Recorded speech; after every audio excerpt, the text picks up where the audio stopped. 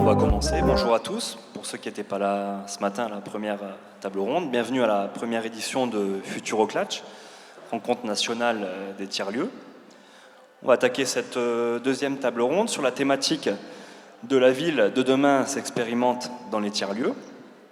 Nous accueillons pour cette table ronde Connie et Benjamin Chaupetit d'Openara Lyon, Géraldine Farage du Shadok à Strasbourg, Bernard Guirquinger du groupe SOS, Jean-Michel Herbillon des Incroyables Comestibles et Bastien Simon et Sophie Keffer qui ont réalisé un documentaire sur le projet des Grands Voisins à Paris.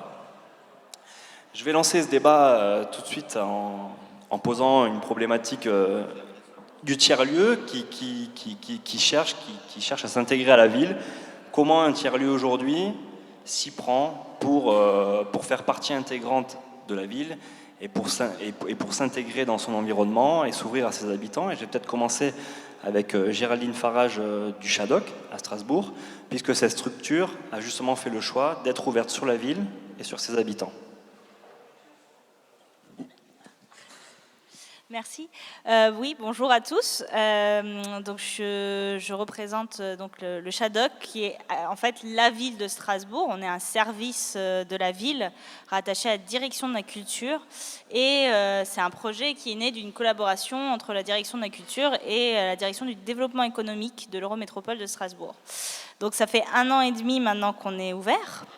On a travaillé en amont sur une saison hors les murs.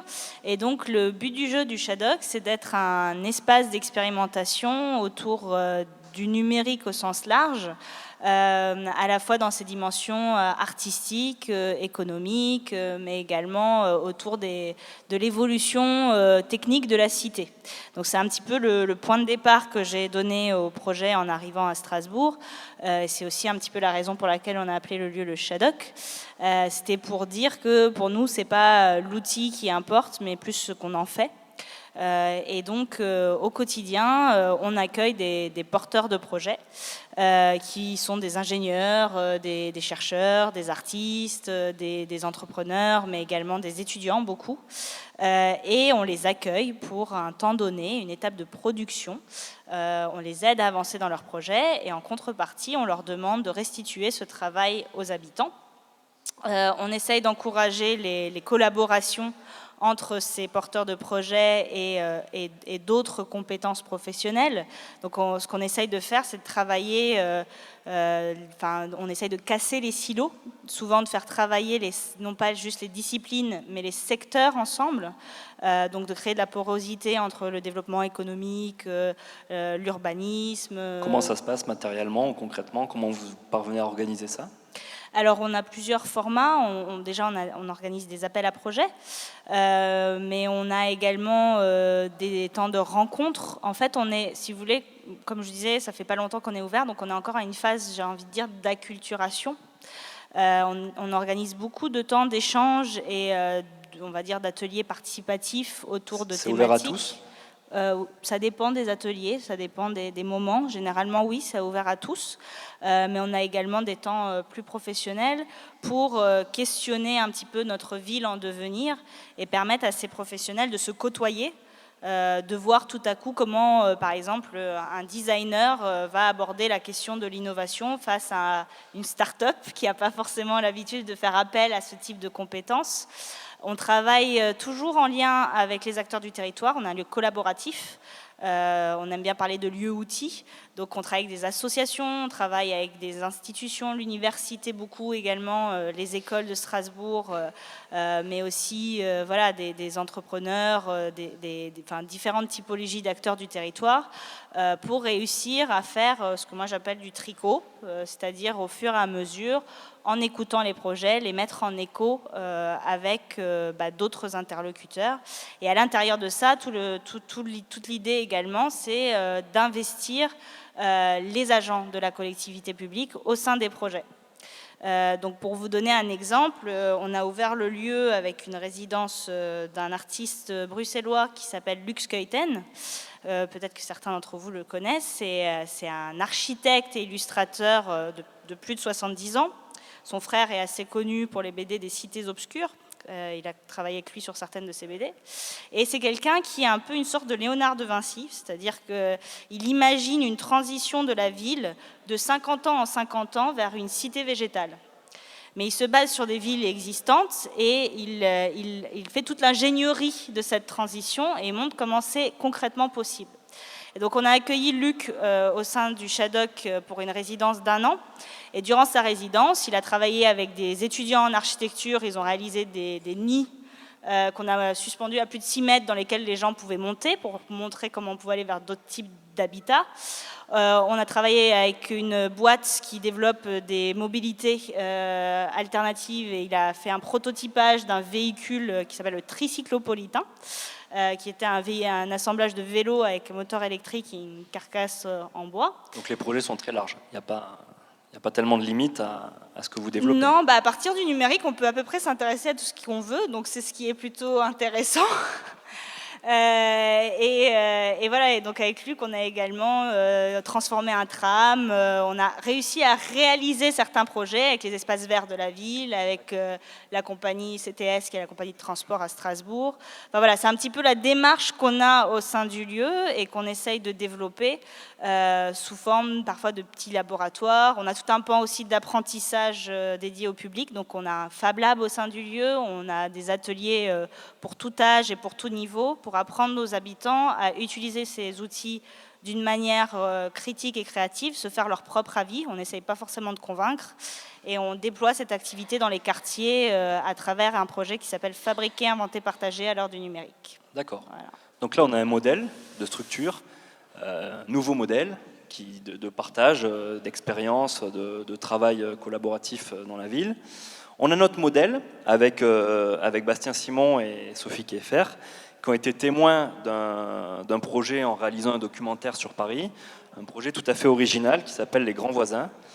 Et je vous laisse nous expliquer un petit peu ce que représente ce projet à Paris, en plein Paris, à la place d'un ancien hôpital. Si c'est bien ça. Oui, je crois qu'il marche. 1, 2. Oui, alors je ne sais pas si vous avez déjà entendu parler des Grands Voisins. Ça fait 1 an que c'est mis en place dans Paris. C'est 3,4 hectares dans le 14e arrondissement. C'est une ancienne maternité. C'était une des plus grosses maternités de Paris, qui a été abandonnée il y a 3 ans, 4 ans maintenant, et qui a été reprise il y a 1 an, justement, par 3 grosses associations, qui est l'association Aurore dans l'hébergement d'urgence, Plateau Urbain qui va dénicher toutes les friches environnantes de Paris et tout ça, et Yes We Camp, qui est une association marseillaise qui est montée jusqu'à Paris pour participer à ce projet-là. Voilà, en fait, les Grands Voisins, c'est un monde dans le monde. En fait, c'est comme une commune, une petite commune. On a 700 hébergés sur place, donc qui vivent, on les appelle les résidents, qui vivent sur place, qui étaient là il y a 4 ans, en fait, qui ont passé 3 ans à vivre ensemble, on va dire sans personne d'autre, quoi. Vraiment, c'était de l'hébergement d'urgence, géré par l'association Aurore. À partir de là est venu Plateau Urbain Yes We Camp, et de là, il y a eu, au début, 70 associations qui ont été intégrées au projet, une ouverture au public, et là, 1 an plus tard, on est à 133 associations, même un peu plus, quasiment. Comment s'est passée cette intégration des associations au projet initial, qui était un projet d'habitat finalement? Comment s'est réalisé le lien? Comment les associations sont venues s'agréger à... Tu veux répondre? Non, alors, en fait, ce qui s'est passé, c'est que la PHP donc, a eu ce site de 3,4 hectares qu'ils ont dû laisser à la ville. Et à partir de là, ils ont intégré donc, l'association Aurore. Et donc pour pas que ça devienne une sorte de ghetto en plein Paris, en plein 14e, qui est quand même un quartier assez bourgeois, donc ça a créé quand même des tensions, ça peut créer des tensions. Donc c'est quelque chose d'assez politique d'une certaine manière. Il y a eu l'idée donc d'en faire un projet, une sorte de projet de recherche, une sorte de laboratoire comme ça, de lieu de vie, de mixité. On peut sortir tous les noms de la terre en termes de vivre ensemble et tout ça, mais voilà, aujourd'hui ça fonctionne, ça se structure vraiment aujourd'hui, et ouais. Ça continue d'avancer. Ça se structure facilement. Bon, c'était pas forcément évident au début de réunir 3 associations, dont l'association Aurore qui a 150 ans, hein, qui est une grosse association, 1500 salariés, voilà, avec des associations comme Plateau Urbain et Yes We Camp qui sont plus naissantes. Donc il fallait apprendre à vivre ensemble aussi à ce niveau-là. Et puis après, voilà, ça s'est fait. Oui, puis le but vraiment du projet, c'était en amenant, parce que du coup, il y a des associations, il y a des artistes, des artisans, il y a ça va de la chocolatière à la sculptrice, en passant par le kiné ouais, enfin, il y a vraiment tous les corps de métier et les domaines qui sont représentés. Et l'idée, c'est pour ça qu'ils ont fait appel à toutes ces assos-là, c'était pour que les hébergés ne soient pas seuls et que essayer, en fait, c'est eux qui ont eu l'initiative de tenter de créer un univers autour d'eux pour qu'ils sortent un peu de leur isolement, parce que du coup on leur propose énormément d'activités, ils nous en proposent aussi, et l'idée c'est aussi... C'est un véritable échange entre les voilà, résidents c'est et le les but. associations qui... Ça marche dans les deux Voilà. sens. En fait, ça marche dans les trois sens. Parce qu'il y a trois publics. Il y a les résidents, les travailleurs du site, associations, tout ça, et le public extérieur. Donc tout ça, en fait, on aurait tendance à dire, voilà, on va effectivement aller vers les résidents, leur redonner goût un peu à la vie pour certains, de les sortir de chez eux. Et puis au final, non, ça marche dans plusieurs sens. Ça veut dire que des personnes du 14e, ou même d'ailleurs, n'ont pas forcément l'habitude d'aller converser ou d'être dans un milieu qui est... Et là, l'échange se passe, finalement. L'échange, Ouais. oui, l'échange se passe. On va dire qu'on ne va pas forcer les gens à se parler, effectivement. Mais les gens du quartier qui, comme vous dites, n'auraient pas forcément franchi le pas d'eux-mêmes à la base, avec cette structure et cette organisation au cœur même du quartier, vont aller peut-être plus facilement Ouais. vers certaines personnes et échanger avec elles. C'est Pour les surtout curieux. l'acceptation de l'autre, en fait. Parce qu'il y a beaucoup de non-curieux qui viennent... Donc il y a une grosse dimension sociale initiale au projet. Oui, c'est la base, en fait. Ah oui, c'est la base. C'est la base et bon, moi, c'en est devenu quelque chose aujourd'hui de très global. Enfin, c'est un projet qui regroupe énormément de choses. On a un camping, c'est-à-dire c'est le premier camping interne à Paris. On a des poules, on a accueilli des moutons, des vrais moutons. Ouais, on a des potagers. Euh, En fait, c'est un site qui est basé sur l'humain et sur l'environnement. Donc, il y a toute une politique sur l'écologie qui est assez forte aussi. On a des potagers, on fait du compost, on a des poules. Il y a un restaurant il y a un restaurant qui est le plus possible bio. On est vachement là-dedans. On fait pas mal d'ateliers aussi participatifs avec le public extérieur pour les sensibiliser à ça. Et en plus, du coup, il y a aussi le côté social avec tous les hébergés. Et en fait, l'idée, c'est que tous les gens qui sont là, les assos, les artistes, tout ça, proposent des ateliers pour les hébergés, par exemple des cours de théâtre, des cours de musique, tout ça sans question d'argent, évidemment. Et en fait, ce qui est génial, c'est qu'au début, c'était ça. Et puis finalement, au fur et à mesure que la mayonnaise a pris, ce qui est génial, c'est que en fait, on apprend tous des choses à l'autre et on apprend tous des choses de l'autre. Donc du coup, ça, c'est vrai que ça marche bien. Et là, il y a le truck shop qui a ouvert. Pardon, on parle beaucoup. Il y a le truck shop qui s'est mis en place. En fait, c'est pour pouvoir travailler avec les hébergés. Comme on peut pas, c'est souvent des sans-papiers et tout ça, donc on peut pas leur faire de contrat de travail. Donc l'idée, c'est que si on travaille ensemble, la manière de les payer, c'est avec un billet du truck shop, c'est une monnaie locale. En fait, c'est du temps. Pas que. Non, pas c'est que, aussi mais pour enlever la notion de l'argent. Enfin, je dirais que c'est l'échange. Oui. Enfin, c'est une monnaie interne sur le temps, avec des billets, des coupons. Une heure de temps égale un plat, ou aller dans l'espèce de boutique interne du site. Ouais, parce que du coup, il y a une petite épicerie, il y a tout ça. Mais ça fait vraiment une mini-ville, en fait, il faut venir. Une mini-ville au cœur de la ville. Alors je vais rebondir sur la problématique environnementale qui est intéressante, et c'est peut-être l'originalité des tiers-lieux aujourd'hui. On a beaucoup parlé ce matin de comment travailler autrement, de tout ce qui est à l'aspect start-up, jeunes entrepreneurs. Mais ce qui est intéressant, c'est qu'il y a beaucoup de tiers-lieux aujourd'hui qui, tout en développant ce côté-là, ne délaissent pas la problématique écologique et qui ont pour souci réel de réintégrer la nature au cœur de la ville et au cœur de ses projets. Et là, je vais me tourner vers Jean-Michel Herbillon, qui est cofondateur des Incroyables Comestibles en France. Et voilà, est-ce que vous pouvez nous apporter votre regard là-dessus? En quoi c'est essentiel qu'aujourd'hui, à travers ces projets totalement novateurs, d'innovation et qui sont en pleine expérimentation, en quoi c'est essentiel de ne pas oublier le facteur nature et écologie, et surtout comment ces sujets peuvent s'intégrer dans ces nouveaux lieux urbains. Bonjour, c'est un grand plaisir de venir vous parler aujourd'hui de la start-up des incroyables comestibles. Alors, les incroyables comestibles, d'abord, est-ce que vous connaissez les incroyables comestibles? Qui connaît les incroyables comestibles? Ça pourrait que... Merci.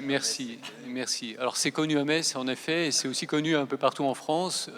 Si vous avez entendu parler de notre start-up, c'est tout simplement parce qu'on a été extrêmement couvert médiatiquement depuis que nous sommes présents en France. Ça fait maintenant 4 ans. Les incroyables comestibles, c'est un mouvement participatif citoyen d'agriculture urbaine, et le principe est vraiment très simple. Il est simple et il est accessible à tous. Nous invitons les citoyens, nous invitons les populations, nous invitons les gens ordinaires à faire des plantations partagées sur l'espace public, partout là où c'est possible.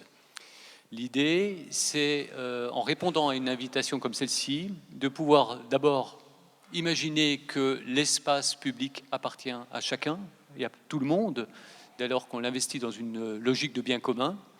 Et surtout, c'est l'idée qu'ensemble, il est possible de créer les liens et de créer les connexions, en particulier avec la terre nourricière. Donc naturellement, les incroyables comestibles invitent à repenser le lien de nos sociétés modernes avec la terre nourricière, celle qui nous nourrit. Mais l'idée, c'est que dans la rencontre, nous pouvons faire jaillir une abondance, et cette abondance, elle prend la forme de l'abondance du partage. Donc le principe des incroyables comestibles, c'est vraiment de faire des plantations absolument partout là où c'est possible, de attirer l'attention sur l'enjeu du manger sain et du manger local, et de construire la ville de demain à partir d'aujourd'hui, dès aujourd'hui, ici et maintenant. Et c'est quoi la ville de demain?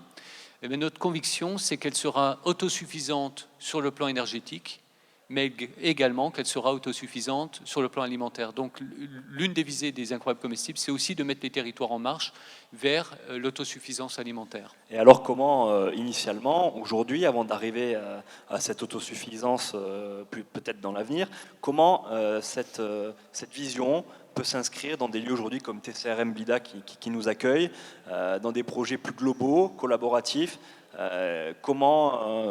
quelle place vous pouvez tenir dans ces nouveaux lieux? Est-ce que c'est important pour vous de vous intégrer aussi dans ces écosystèmes?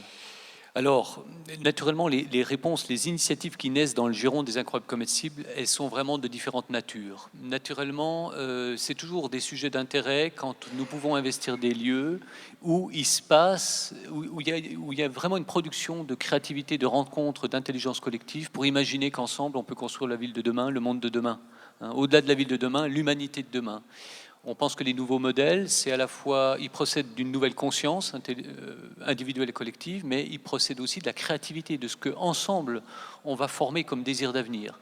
Et de facto, dans ces lieux, ces tiers-lieux, c'est souvent l'expression d'une intelligence collective, d'une créativité, d'une rencontre, une confluence de regards différents sur le qui nous sommes individuellement, mais surtout collectivement, sur ce que nous pouvons faire ensemble. Et il est vrai que c'est toujours des lieux, la plupart du temps, qui ont été vraiment le passé, le vestige d'une expérience souvent industrielle majeure, qui a été déterminante dans l'histoire de l'humanité. Je pense à un lieu sur lequel on est investi à Mulhouse, donc pas très loin d'ici, qui est la friche DMC, qui est animée par un collectif qui s'appelle Motoko, More to Come. Et c'est vraiment le haut lieu de l'industrie textile à Mulhouse. Et c'est vraiment le vestige d'un passé industriel fort. Et l'idée, c'est que c'est dans ces lieux aussi que peut se créer la ville de demain, la nouvelle expérience humaine, qui est une nouvelle expérience aussi de conscience humaine, donc la possibilité de passer à une autre spire de développement en réinventant le monde. Donc pour nous, et juste pour citer cet exemple que je connais bien, l'idée, c'est de faire de ce lieu vraiment le point de régénération d'une ville comestible. C'est par là que peut s'enraciner cette autre réalité, donc de faire de ce lieu un territoire comestible, un territoire d'autosuffisance alimentaire, également un territoire d'expérimentation de l'agriculture urbaine participative, de la permaculture, et à partir de là, que ça puisse rayonner dans toute la ville. D'accord. Alors on a cette conception écologique que les tiers-lieux n'oublient pas et qu'ils tentent d'intégrer dans leur réflexion. Et on a surtout aussi la volonté globale et partagée, il me semble, dans chacun de ces projets, aussi de replacer l'humain au centre des préoccupations et son bien-être, dans sa façon de travailler différemment, d'évoluer, d'échanger, de se nourrir, on vient de le dire. Et donc, on est dans une forme de réflexion sur l'innovation sociale. Et là, je vais passer la parole à Bernard Guirquinger, du groupe SOS. Votre société place beaucoup l'innovation sociale au centre de ses préoccupations. Et voilà, quel est votre regard aussi sur cette nouvelle vision, ces nouvelles conceptions, ces nouvelles organisations et de travail et de vivre ensemble, et de réorganisation de la ville finalement, de réinventer la ville. Comment on replace l'humain au cœur de tout ça, selon vous? Oui, donc le groupe SOS, juste 2 mots d'introduction et ensuite je reviendrai sur les tiers-lieux parce que je trouve qu'il y a déjà beaucoup de choses très intéressantes qui ont été dites. Le groupe SOS se définit comme une entreprise sociale, donc ça veut dire que la finalité est sociale, c'est-à-dire que c'est une entreprise qui se définit d'abord par sa finalité, c'est-à-dire d'être au service du social, d'être au service de l'intérêt général. Et c'est une entreprise aussi. Très clairement, on assume les 2 dimensions, et la finalité et la notion d'entreprise, donc avec tout ce qui va avec l'entreprise, l'efficacité économique, les indicateurs de progrès, etc. Et donc, dans cette dimension au service du social, au service de l'intérêt général, c'est vrai que à côté du cœur de l'entreprise, qui est de gérer des établissements de soins, qui est de gérer des établissements pour personnes âgées, des établissements pour handicapés. Il y a aussi toute une mobilisation autour de la construction du monde de demain. Et donc, au fil des années, se sont agrégés autour de ce cœur de métier du groupe SOS toute une série d'associations qui contribuent à faire de l'innovation sociale, qui contribuent à créer le monde vers lequel il faut aller demain. Donc, je peux citer quelques exemples. Oui, voilà. Comment ça se matérialise? Alors, je rebondis sur les incroyables comestibles. Il y a une association qui vient de rejoindre le groupe SOS qui s'appelle Ferme d'Avenir, que vous connaissez certainement, qui sont des promoteurs de la permaculture, d'une nouvelle forme d'agriculture. Ils ont rejoint le groupe SOS, pourquoi? Parce que ça leur permet de bénéficier d'un ensemble de moyens mis à disposition et d'un réseau. Et donc actuellement, on travaille avec la ville de Metz et Metz Métropole sur comment développer la permaculture sur un territoire comme la Moselle. Donc ça, c'est une contribution à créer le monde de demain. Il y a une démarche avec laquelle on est très très fiers, c'est par exemple WeMove. On s'aperçoit que aujourd'hui, dans le monde tel qu'il fonctionne aujourd'hui, il y a un vrai problème de mobilité pour beaucoup de personnes qui sont dans des situations très précaires et qui peuvent ne pas avoir accès à un emploi parce que tout simplement, ils n'arrivent pas à résoudre leurs problèmes de mobilité. Il y a une association qui a un savoir-faire très spécifique dans ce domaine et qu'on a aidé à s'implanter ici sur le territoire. Donc, nous, on est dans l'innovation sociale à travers notre activité d'entrepreneur au service du social, avec une fonction ancrage territorial très fort. Là où je voudrais rebondir sur ce qui a été dit sur les tiers-lieux, moi, je n'ai pas grand-chose à ajouter, y compris en termes de vision de la construction du monde de demain. Ce que je trouve effectivement, c'est très intéressant, cette richesse qui se crée et cet enrichissement réciproque entre les différentes entités qu'on peut regrouper au sein du même lieu. Mais ce qui est effectivement fondamental et ce qui a été bien souligné, c'est l'ouverture sur l'extérieur. Alors, c'est l'ouverture dans le domaine de l'environnement. Moi, je trouve que le principal enjeu aujourd'hui du monde de demain, c'est quand même un problème d'environnement et de protection de l'environnement et de changement climatique. Je trouve que là, il y a un problème absolument majeur.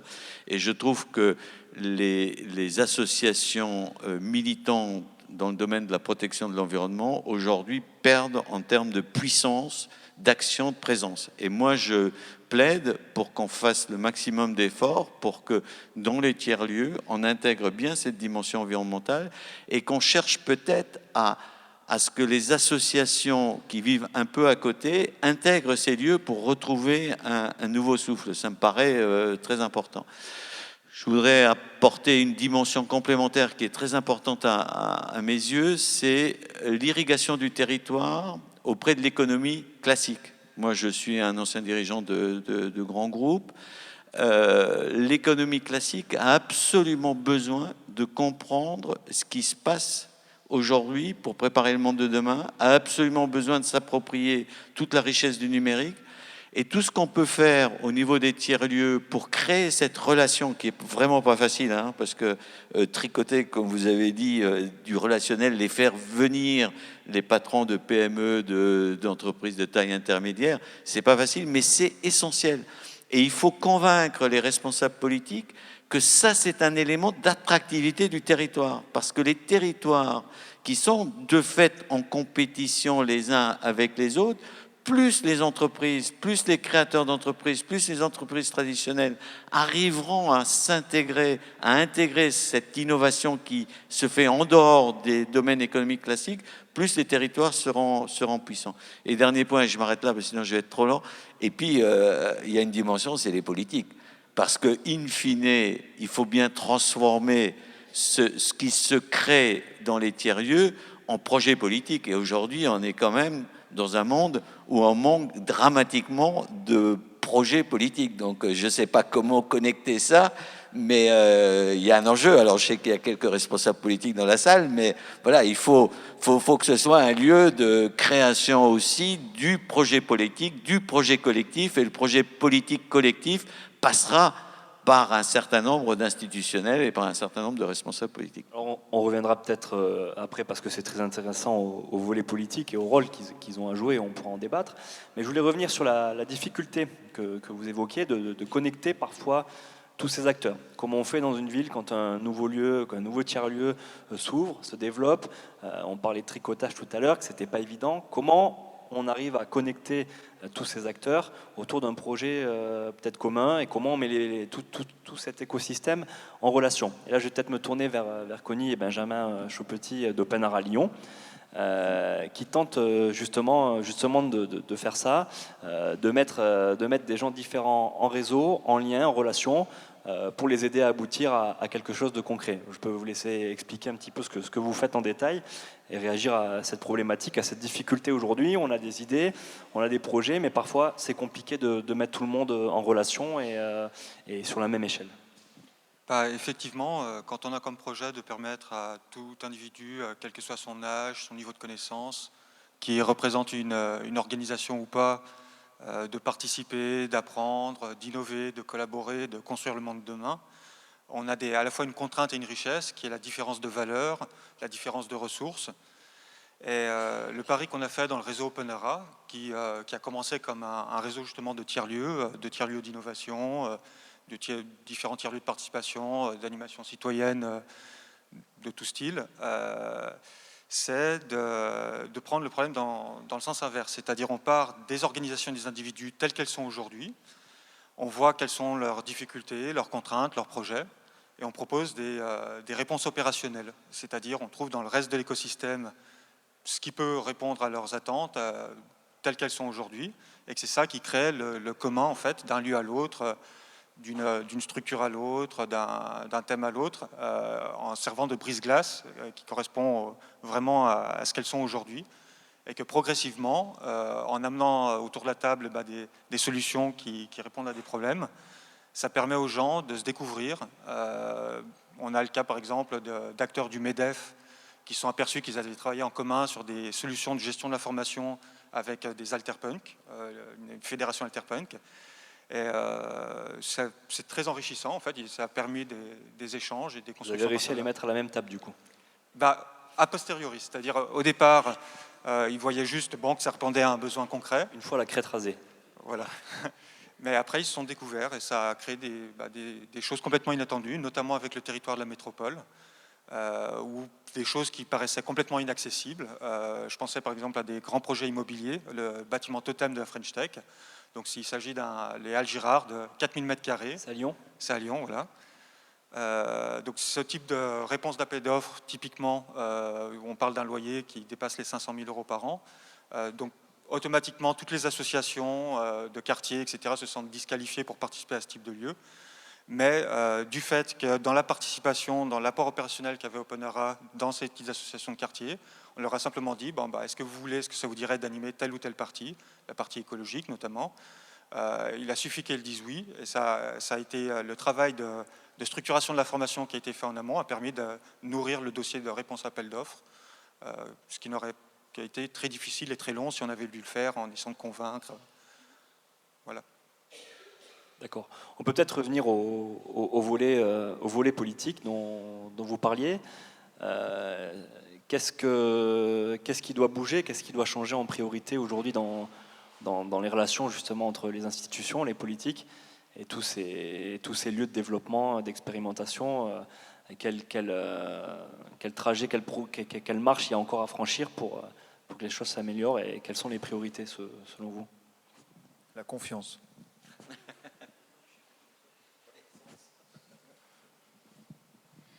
Alors, je ne veux pas faire une généralité de mon cas particulier, mais moi, j'ai la chance d'avoir travaillé en associatif, maintenant de travailler pour une collectivité, et je vois qu'il y a une véritable prise de conscience, notamment des grandes écoles telles que l'ENA, le CNFPT, l'INET, qui viennent vers nous aujourd'hui pour s'inspirer, pour comprendre comment ça se passe.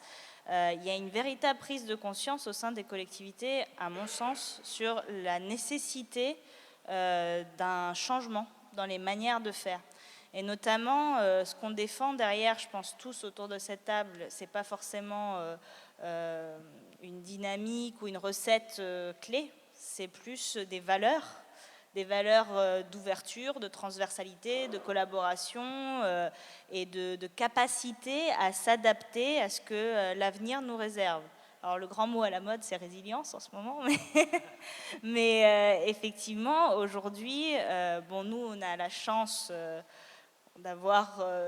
on a quand même le projet du Shadok qui est né d'une vision politique qui était aussi celle de Catherine Trottmann.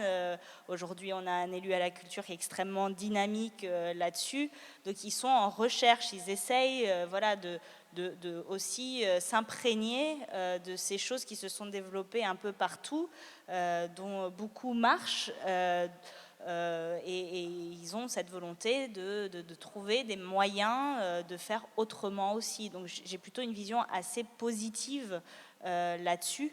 Après, j'ai également travaillé à Lyon, donc j'ai fait aussi l'expérience de cette ville qui a un contexte politique extrêmement compliqué. Mais là aussi, le Grand Lyon a fait des choses extrêmement intéressantes. La région Rhône-Alpes avait également développé énormément de choses depuis 2010. Et voilà, je pense qu'il y a un process qui est en cours quelque part. On est devenu une sorte de réalité indéniable. On n'est plus quelque chose en marge quelque part. On devient une sorte de réalité. Ouais, je ne sais pas comment le dire. Je trouve que les exemples qui sont donnés, et on le vit ici à Metz aussi, c'est intéressant parce qu'on voit bien le rôle des territoires en fait dans cette transition vers un monde différent, nouveau, plus humain, etc. Ce qu'il faudra aussi, c'est arriver à intéresser les parlementaires, intéresser ceux qui participent au cadre institutionnel dans lequel on est, quoi, hein. Parce que c'est pas forcément des sujets super médiatisés non plus. Hein. Aujourd'hui, le débat sur les tiers-lieux, aujourd'hui c'est la première rencontre nationale, c'est pas non plus des sujets qu'on voit surgir tous les jours dans la presse ou dans les médias. Oui, mais le tiers-lieu, c'est nouveau parce que c'est un concept qui se développe avec des implantations physiques, mais cette dynamique sur la nouvelle économie, c'est quand même quelque chose qui est engagé maintenant depuis... je ne sais pas depuis quand, mais enfin depuis quelques années. Il y a des initiatives qui sont prises, il y a des entrepreneurs sociaux qui se lancent. L'économie collaborative, c'est quand même une réalité aujourd'hui. Donc c'est quand même un mouvement qui est amorcé, quoi. Et c'est vrai qu'il y a un problème de connexion avec le monde politique qui reste encore à approfondir. Et les entreprises classiques. Oui, ce que je voulais dire sur les entreprises, c'est vraiment, à mon avis, difficile, hein, parce que on en parlait, je crois, à table. Dans les grands groupes, en fait, à travers leur démarche développement durable, leur démarche RSE, etc., les groupes les plus en avance ont créé des cellules intérieures capables de capter et s'intéresser à ce qui se passe autour d'elles. Je pense que c'est beaucoup plus difficile dans les entreprises de taille moyenne et les entreprises de petite taille. Et peut-être qu'il faut passer, et je trouve que l'exemple du MEDEF est intéressant, il faut passer par les structures industrielles locales des CCI, et il faut pas chercher à séduire forcément les patrons de ces structures, il faut peut-être trouver à l'intérieur de ces structures des gens qui peuvent jouer un peu le rôle un peu atypique que jouent dans les grands groupes des responsables des RSE. Il suffit d'un implant. Si je prends cet exemple, il suffit d'un implant dans une structure classique pour amener les gens à bouger, à réfléchir, à évoluer, etc. Donc c'est peut-être par ce biais-là, je pense en particulier sur ce qu'on a peut-être à faire nous ici à TCRM, peut-être par ce biais-là qu'on arrivera à créer ce lien avec le milieu économique. Oui, par rapport à ça, on a un retour d'expérience, à savoir que quand un hackerspace, par exemple, un Fab Lab, un de ces tiers-lieux techniques, arrive dans une PME et fait comme ça proactivement l'apport, par exemple, d'un petit bout d'automatisation, d'un peu de technologie qui facilite le travail de l'entreprise, ça peut vouloir dire, dans l'accord de réciprocité, qu'une des personnes de l'entreprise peut être mise à disposition voilà, au hackerspace. C'est quelque chose que chacun a déjà expérimenté et qui fonctionne très bien parce qu'on répond d'abord à un problème de l'entreprise. Donc du coup, ça dérisque le fait de s'investir dans de l'innovation ouverte, dans l'entrepreneuriat social. Voilà. Moi, je voulais ajouter aussi, il y a une question d'échelle. J'ai l'impression que c'est très difficile d'arriver déjà à une étape qui serait nationale. Une des forces de ces tiers-lieux, c'est qu'ils sont extrêmement implantés localement. Et en fait, il y a une véritable collaboration souvent à l'échelle des villes, des collectivités, puis sur la compétence économique à l'échelle des régions. Et on voit que là aussi, ils se sont inspirés de ces modèles-là pour, par exemple, lancer des appels à projets pour aider des PME à aller vers de la prise de risque. Donc, par exemple, nous, sur l'Eurométropole de Strasbourg, on a un appel à projet qui s'appelle Tango et Scan et qui est présent pour permettre à des PME de travailler avec des entreprises venues du numérique pour développer des nouveaux services, des nouveaux marchés. Donc, il y a des initiatives aussi de ce type-là qui permettent de faciliter aujourd'hui l'expérimentation à l'échelle économique, à l'échelle de l'université. Mais voilà, sachant que les tiers-lieux sont souvent des impulsions qui viennent du territoire et des acteurs locaux, quoi. Donc, on a réussi quelque part à inciter d'autres initiatives derrière de l'ordre politique. Oui, alors si la question c'est le lien avec les politiques, l'expérience des incroyables comestibles, elle est assez singulière. Il faut quand même que je vous raconte la petite histoire du démarrage des incroyables comestibles en France. Donc à l'époque, avec un ami qui s'appelle François Rouillet, on travaillait comme conseiller des politiques publiques sur des missions donc, de prospective territoriale, développement des nouveaux modèles, participation citoyenne. Et à l'époque, on travaillait sur une mission à Strasbourg, précisément. Nous accompagnions, en tant que conseillers, donc, la mise en place du PNU de Strasbourg, le parc naturel urbain. On a été les artisans donc, de toute la catalyse citoyenne autour de la mise en œuvre de ce projet. Nous avons été les rédacteurs du livre blanc. Et le premier livre blanc, puisqu'il y en a un deuxième qui est en cours, ou peut-être qui est terminé actuellement, mais en tout cas, à l'époque, on a parlé des incroyables comestibles parce que dans toutes les missions de conseil que nous faisions de la veille stratégique sur les nouveaux modèles, et notamment tous les modèles en lien avec la participation citoyenne. Et c'est très intéressant de constater qu'à l'époque, ça n'a eu aucun intérêt dans nos discussions. Ça n'a absolument pas fait mouche auprès des élus. Il y a 2 pages dans le livre blanc qui sont consacrées aux incroyables comestibles et ça n'a pas percuté. Avec François, on s'est dit, c'est pas comme ça qu'il faut qu'ils s'y prennent. C'est pas dans le cadre professionnel qu'on doit amener cette magnifique initiative citoyenne, mais c'est juste en tant que père de famille, en tant que citoyen, simple citoyen, personne ordinaire, simple citoyen du monde. Et l'étape numéro 2 a été de lancer les incroyables comestibles dans mon village. Vous voulez dire qu'on n'est pas obligé d'attendre le soutien des collectivités? Alors, des c'est élus exactement pour ça. lancer quelque chose. On s'est dit, on va faire notre part. Et dans mon village, on s'est dit, mais et si nous devenions dans ce village de 1300 habitants situé en Alsace, un peu le lieu d'expérimentation de cette magnifique initiative citoyenne qui vient d'Angleterre, et essayons de transformer notre territoire, notre village, en territoire d'expérimentation de l'abondance partagée. Donc, nous sommes allés voir la municipalité, nous sommes allés voir la maison de retraite, le club de 3e âge, l'école, les forces vives du village, elles sont vraiment très très réduites, et on est allé avec beaucoup d'enthousiasme. Et là, visiblement, on a fait peur à tout le monde. Et en particulier au maire, parce que c'était 2 ans avant enfin 1 an et demi avant les élections municipales, et de là à ce que le maire ait imaginé qu'on était en train de se mettre en marche pour lui piquer sa place, on n'était pas loin. Et c'est là qu'on a compris que les incroyables comestibles, ça ne fonctionne pas comme ça. Ça fonctionne de juste faire sa part. Il faut juste le faire. On fait des plantations, juste là où c'est possible, devant chez nous, et à partir de là, on ancre une nouvelle réalité de conscience, et c'est cette réalité-là qui va faire le travail à notre place. Ce qu'on a fait, c'est qu'effectivement, on a lancé dans nos villages. Ensuite, on a fait une campagne de presse nationale, on a relayé auprès de toutes les centrales de presse de la PQR, donc de la presse quotidienne régionale en France, l'expérience de cette ville de Todmorden, de démarrage donc des incroyables comestibles en Angleterre, et on a dit juste, regardez cette magnifique expérience citoyenne, et sachez qu'il y a des démarrages en Alsace. Point. On a été relayé par 3 journaux à l'époque. Et à partir de là, des premiers citoyens ont pris connaissance de cette expérience et ont commencé à le faire chez eux, dans leur village. Et c'est là qu'on a eu le premier reportage télé régional, puis ensuite le premier reportage télé national. Depuis, on a été relayé par plus de 500 articles de presse, on est passé sur toutes les chaînes de télé, toutes les radios, on est allé chercher strictement personne. Mais mieux que ça, les élus viennent à nous.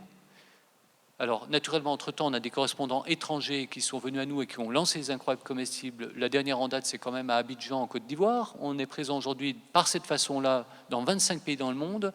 Mais surtout, tous les jours, à la coordination nationale, nous recevons des gens qui viennent nous faire part de leurs projets, qui ont envie de faire des connexions avec les incroyables comestibles. Mais en réalité, nous n'allons chercher personne.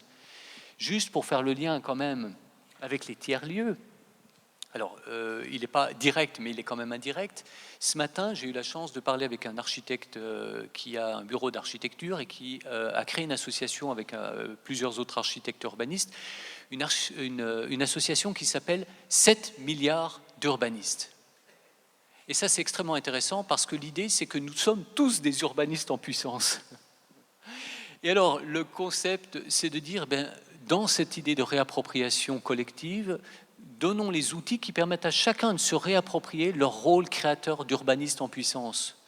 Et donc, ça m'intéresse extrêmement aux incroyables comestibles parce que l'idée, c'est de dire de tout lieu, nous le mettons à la disposition avec une application, un outil. Donc, le principe, c'est que sur sa tablette, on peut travailler en direct sur un lieu et complètement nourrir l'imaginaire de ce qui est possible de faire dans ce lieu, en termes de réappropriation et en termes de nouveaux usages.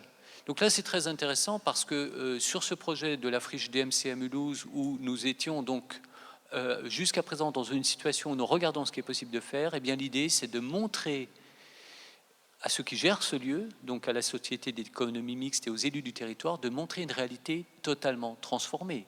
Et nous n'allons pas le faire en chambre fermée, on ne va pas le faire en cabinet d'études.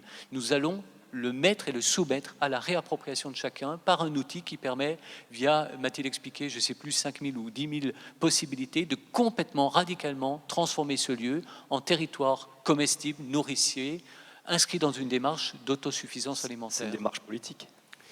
Alors, les incroyables sont un mouvement participatif citoyen, totalement autonome, totalement apolitique au sens partisan du terme, mais pour le reste totalement politique dans le devenir qu'on a envie de construire dans le bien commun. Sophie, vous vouliez réagir? Oui, moi c'est juste aussi notre expérience aux grands voisins avec les politiques. Nous, je sais que le projet, quand il s'est lancé, il y a donc l'association Yes We Camp qui s'occupe de tout ce qui est aménagement du site et ouverture, accueil du public. Devait donc avoir une subvention de l'ordre de 40 000 € pour pouvoir lancer tout ça. Et donc on leur avait dit oui. Donc ils ont commencé, ils ont fait des travaux, ils ont commencé à aménager pour que tout le monde puisse venir sur le site. Et puis finalement, quelques jours avant que le projet soit vraiment opérationnel, on leur a dit non. Le problème, c'est que en fait, la paperasse et tout ça, c'est un truc qu'on n'aime pas trop aux grands voisins. Donc du coup, on s'est dit, on va le faire quand même. Et donc c'est l'association qui a dû s'endetter à fond pour pouvoir avoir les fonds, enfin pouvoir faire tous les travaux, parce qu'il y avait pas mal de travaux à faire. Voilà, et du coup, maintenant, ça s'est transformé en un bar et resto collaboratif, où beaucoup sont des bénévoles, et du coup, on passe derrière le bar, ça a été ça pendant 1 an. Voilà, tout le monde passe derrière le bar ou aide un peu à la cuisine et tout pour pouvoir avoir un peu de sous pour pouvoir rembourser la dette. Et on a fait ça comme ça en fait, parce que du coup les élus. Mais maintenant que le projet marche bien et que et voilà que tout marche et que les gens du 14e et les Parisiens et autres trouvent le projet génial, voilà. Maintenant il y a les élus qui viennent faire des petites visites et faire des coucous et dire que c'est génial. Après, c'est des jeux internes qui nous dépassent aussi, hein, parce qu'il y a la mairie du 14e, et puis après, il y a la mairie... on va dire qu'il y a le Grand Paris, quoi. Donc, entre eux, ils n'arrivent pas à se mettre d'accord. Il y a des jeux de pouvoir, de place pour la mairie, tout ça. Donc après, si au-dessus, on dit, bah non, tu donneras pas cette subvention, on ne sait jamais si c'est par conviction, si c'est parce que c'est des jeux de pouvoir. Enfin, voilà, nous, on se retrouve en plein milieu de là-dedans. On sait que c'est assez compliqué quand même, hein, mais voilà, il y a tout un système qui s'est créé... à partir de cette subvention qui n'a pas été donnée. Et donc, maintenant, effectivement, les grands voisins, au bout d'un an, ça rentre dans un système économique interne qui est géré avec la restauration du site. Mais ça, c'est pas du tout le créneau de cette association Yes We Camp. Eux, ils étaient là pour donner un peu de vie au site et ils se sont retrouvés à faire des plats, à faire du service. Donc maintenant, ils essaient de se détacher pour gérer, pour donner vie, quoi. Voilà, ça, c'est vraiment leur créneau. Et donc aujourd'hui, ils essayent de s'en détacher. Maintenant, ils ont remboursé la dette et tout ça. Ils arrivent à payer des membres de leur association. Ça fait 3 ans qu'ils travaillaient gratuitement. Bénévolement. Ouais, voilà. Ce qui est beau, c'est que du coup, cette fameuse dette a créé un bel esprit solidaire. Donc ça c'était plutôt pas mal finalement.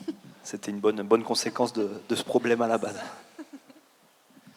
Effectivement, maintenant on rentre dans des périodes d'élections présidentielles et tout ça, donc on ne sait pas. Ils sont un peu discrets quand même en ce moment. Hein. Ils font pas beaucoup de pub, alors parce qu'on parle aussi de son implantation dans le quartier. Mais un an après, il y a des voisins qui viennent, des voisins extérieurs, qui rentrent dans le site et qui disent « Ah oui, d'accord, je n'avais pas remarqué que c'était devenu ça. » Pris conscience. Donc des fois, on se demande s'il y a une communication qui est vraiment faite. Moi, j'ai participé au forum du 14e. Des fois, c'était pas très folichon. Je veux dire, on a beau être dans Paris, on a Le Monde qui est passé, les Échos, tout plein de journaux qui ont écrit sur le sujet. sur le sujet. Alors nous, dans l'interne, on se dit c'est bon, tout est lancé. C'est lancé. Tout le monde connaît l'initiative. Et dès qu'on sort des murs, on se dit ah bah non, il y a un gros travail à faire. En fait, on est une bulle, on est noyé, quoi. Enfin, Paris, c'est tellement grand, c'est tellement condensé, il se passe tellement de choses. En fait. Non, au bout d'un an, ils lisent pas les journaux dans le 14e. Voilà. En fait, c'est ça. Mais 14e, c'est un quartier assez étrange. Hein. C'est assez bourgeois. Et en même temps, c'est des grands espaces très vides. Parce que c'était tous les endroits avec. Il y a des grands espaces derrière des murailles, quoi. Enfin, c'est des gros boulevards et tout ça. Mais dès qu'on passe ces boulevards, il peut y avoir justement toutes ces initiatives qui pourraient se créer. Enfin, je sais qu'à côté, il y a un parc de 2 hectares qui est utilisé pour quelques nonnes. Voilà, est-ce que c'est bien pour elle, hein, mais est-ce qu'il n'y aurait pas à repenser On peut intégrer les nonnes au projet. Intégrer les nonnes au projet. On est très ouvert. On accueille tout le monde. Bernard, vous vouliez réagir? Et nous, on a intégré au sein du groupe SOS, on a intégré beaucoup d'associations qui avaient des origines spirituelles. Donc, j'ai envie de rebondir sur 2 choses. Je trouve que dans l'expérience des grands voisins, ce qui est intéressant, c'est que finalement, vous avez fait coexister aussi des associations qui ont des histoires très différentes et qui s'enrichissent réciproquement. Nous, on est en train d'essayer de faire vivre un peu une expérience similaire ici en Moselle. On a repris une association qui s'appelle l'ADEPA, qui est une association qui a une histoire extraordinaire en Moselle autour de l'éducation populaire. C'est un vocable, un concept que je connaissais pas bien, je dois dire, il y a 6 mois, mais c'est fantastique parce que ça remonte aux années 60, etc. Simplement, le modèle a vieilli. Il faut relancer cette association et je pense qu'il faut justement la relancer en étant au service des associations, en essayant de créer un c'est en pleine nature, donc c'est plutôt orienté protection de l'environnement, éducation à la citoyenneté, etc.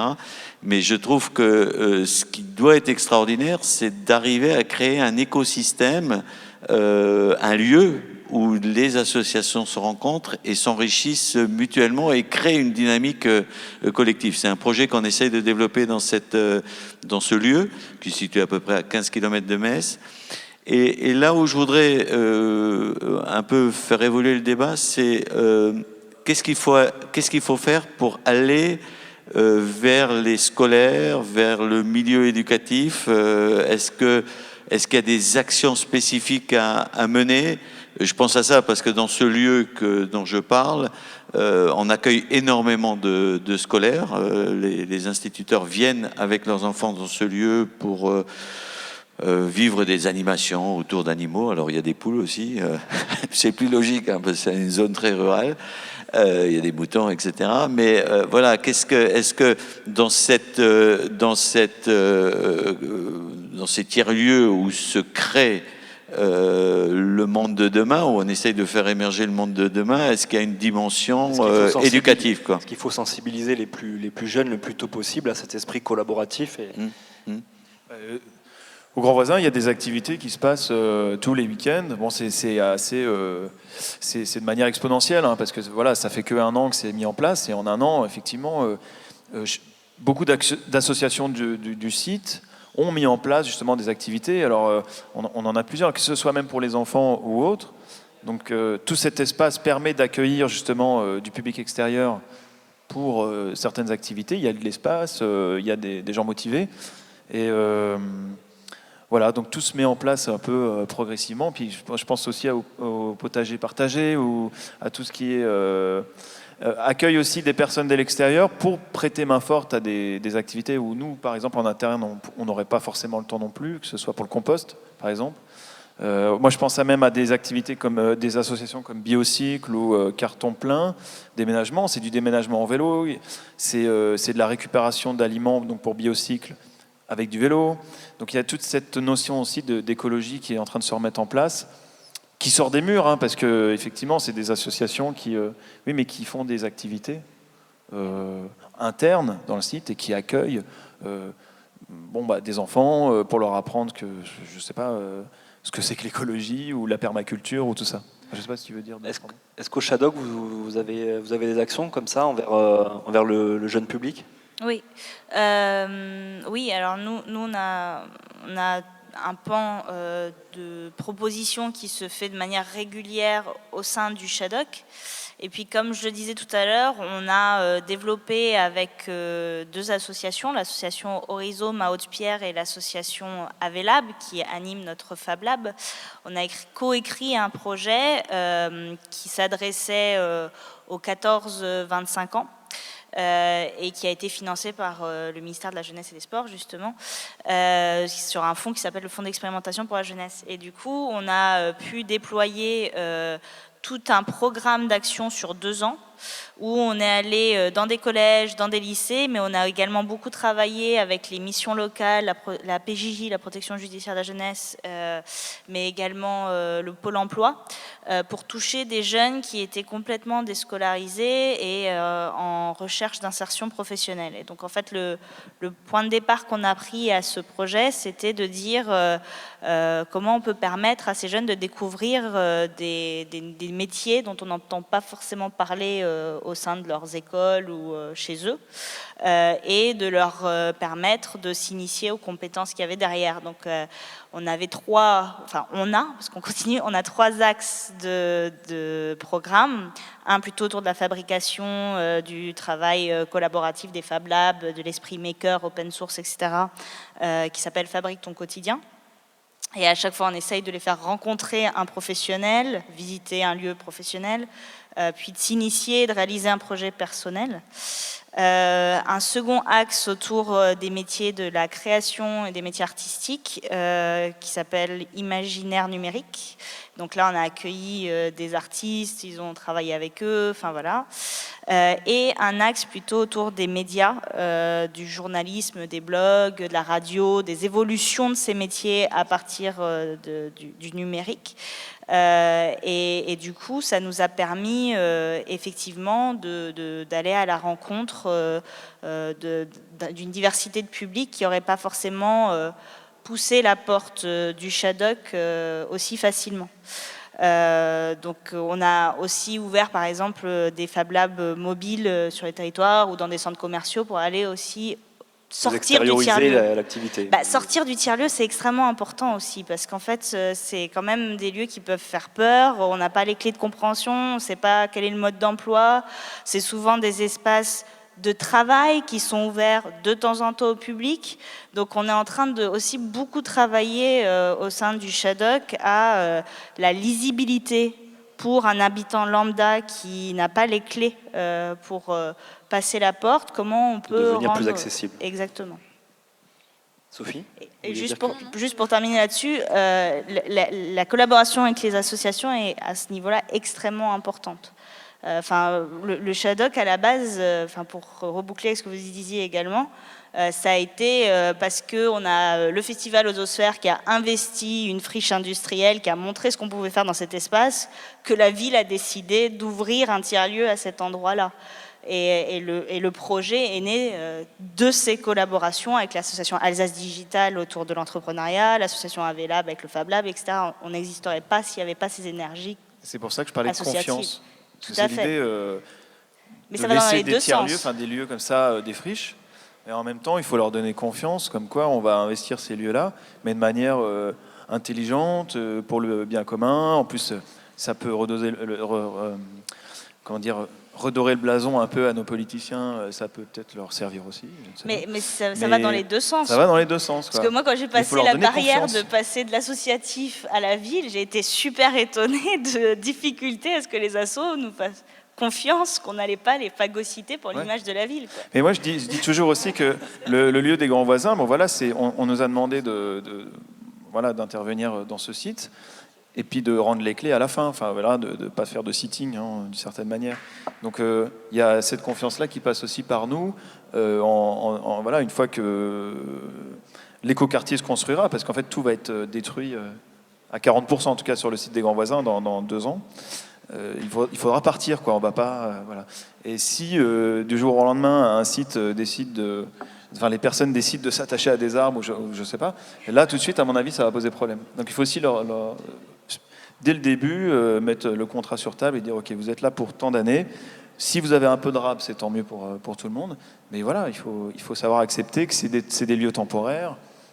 Et la question de ces sites de manière pérenne se pose aussi, parce que nous, ça va extrêmement vite, parce que c'est temporaire. On a un bagnarus sur le site. C'est comme un bain de vapeur. Quoi. C'est un sauna en plein milieu, c'est sur la place du village, parce qu'on appelle ça aussi le village sur notre site. On a quand même ça, je veux dire, sur 30 ans, je ne pense pas qu'il y en aurait qui auraient dit ah oui, un bain de vapeur sur 30 années, super. Là, sur 3 ans, on va dire bon, si ça ne marche pas, tant pis. Mais donc on teste des choses. Il y a le camping, le bagnat, une serre aquaponique. Ça, je laisserai Sophie en parler. Bon, c'est des tests en fait, voilà. Mais la question se pose de manière pérenne. Comment ça va se passer Comme vous dites, la question de confiance, c'est important. Et peut-être que Connie et Benjamin, vous pouvez nous parler de ça. Est-ce que c'est pas votre rôle? Est-ce que vous faites un petit peu aussi? On en a déjà parlé tout à l'heure entre le MEDEF et les punks. Comment les deux peuvent cohabiter et travailler ensemble? Et justement, est-ce que vous participez à ça, ou est-ce que ça fait partie de vos prérogatives et de vos objectifs de permettre à deux groupes qui sont pas censés, qui ont des difficultés à se faire confiance, de casser un petit peu la glace? Vous en parliez tout à l'heure. Oui, ça me fait penser à la tradition lyonnaise qui est d'apprendre par le faire. C'est toute la tradition des canuts, de l'industrialisation, des compagnons aussi. Et c'est vrai que peut-être une particularité des nouveaux modes d'éducation, c'est le fait de s'éduquer par les projets, par la pratique de la construction de projets de villes de demain. Et ça, c'est vrai, quel que soit l'âge qu'on a, quel que soit le niveau de connaissance qu'on a. Et c'est aussi un moyen de créer de la confiance, dans le sens où moi, même si je suis jeune, j'ai 10 ans, je peux participer à un projet industriel, à un projet réel, concret, et que j'apprends et que je participe, et que finalement je m'aperçois que ce monde qui au début m'était complètement étranger et qui fait peur, parce que c'est vrai que beaucoup de nos tiers-lieux sont dans des situations qui sont encore dans recherche économique. Beaucoup de gens ont de voir que c'est possible d'avoir un projet de vie personnelle qui est compatible en termes de valeurs et de réalité avec des choses qui se passent à l'heure actuelle. Ça aide énormément à créer un climat de confiance. Et c'est valable pour tous les individus qu'on a, comme je disais, qui passent dans différentes organisations, différents âges. D'accord. Oui. Oui, non, je voulais juste préciser, effectivement, c'est comme ça que ça fonctionne chez nous aussi. Fini la paperasserie, on y va, on fonce, et puis on fait, quoi. Voilà, Et à un moment donné, il faut arrêter d'attendre 10 ans pour faire les choses. Bon, on a la possibilité de le faire, tant mieux, et ça passe par la confiance. Et c'est un projet très fragile depuis 1 an, c'est le mot qui revient tout le temps. Ça le devient un peu moins, et je vous laisserai la parole après. Et voilà. Non, mais c'était très fragile, il suffisait qu'il y ait un accident, et c'était fini, quoi. C'est 1500 personnes par jour sur le site, ça va vite. Je peux peut-être juste... Oui, c'est valable aussi dans l'autre sens, où par exemple ceux qui sont des experts en papasserie, qui sont dans les circuits traditionnels, ils ont aussi souvent des appréhensions par rapport à tous ces moyens très dynamiques, très rapides d'innovation, ces changements qu'ils ne maîtrisent pas du tout. Et que de dire que autour du groupe, il y a quelqu'un dont c'est son expertise, qui peut le prendre en charge, qui peut s'occuper de la papasserie, c'est aussi rassurant dans l'autre sens de voir qu'il peut contribuer à des projets technologiques et de société qui a priori leur échappaient, mais sur lesquels ils ont une valeur ajoutée tout à fait réelle et concrète. Voilà. On va peut-être passer aux questions de la salle. On va vous faire participer. Oui.